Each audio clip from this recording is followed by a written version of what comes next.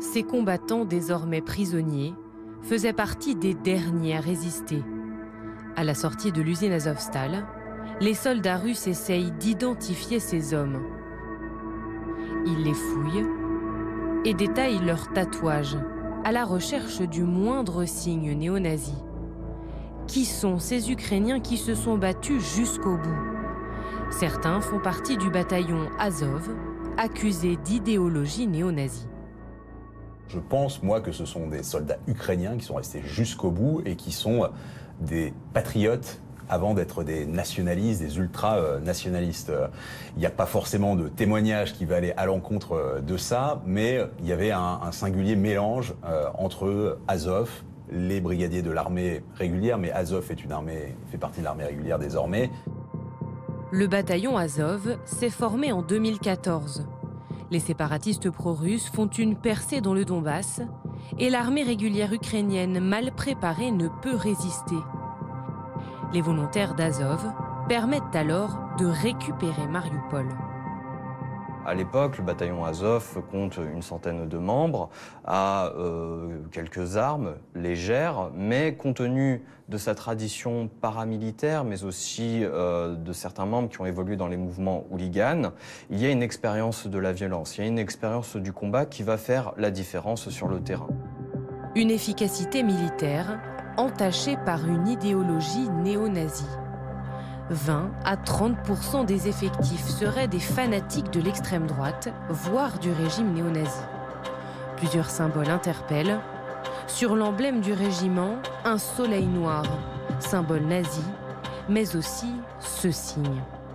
Ce symbole est ce qu'on appelle une Volkstange, qui renvoie à l'iconographie allemande et plus précisément à celle du Troisième Reich. Malgré cette connotation, ce symbole n'est pas mal vu en Ukraine dans la mesure où il renvoie tout simplement aux deux lettres de l'alphabet cyrillique I et N, qui veut dire, dans l'idéologie nationaliste, idée de la nation.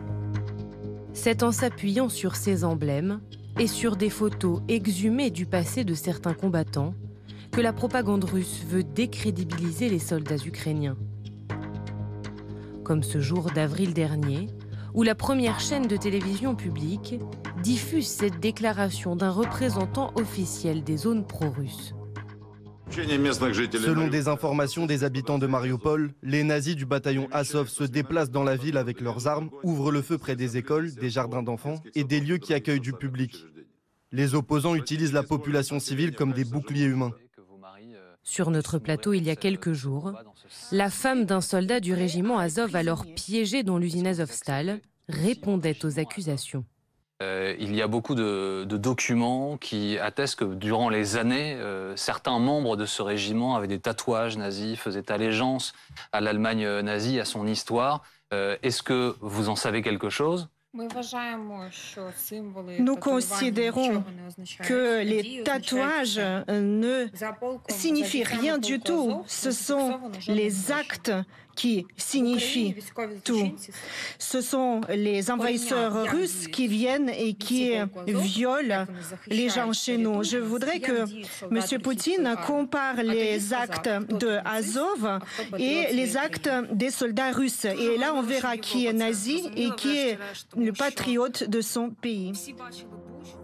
Katerina Prokopenko a fait les frais de cette campagne de propagande.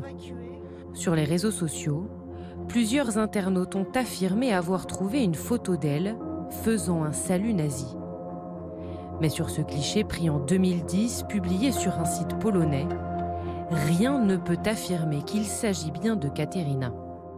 Apparaît une photo, par exemple, de Katerina Prokopenko, soi-disant en train de faire un salut nazi. Et ensuite, la télé russe dit « Regardez, les internautes ont démasqué cette femme ». C'est une vraie source d'information pour les chaînes officielles de télé. On estime entre 2000 et 3000 combattants les forces du régime Azov, soit 2% des effectifs militaires ukrainiens. Combien étaient-ils dans l'usine Azovstal ? Auront-ils un châtiment particulier ? Des parlementaires russes ont déjà réclamé la peine de mort pour ces soldats d'Azov capturés.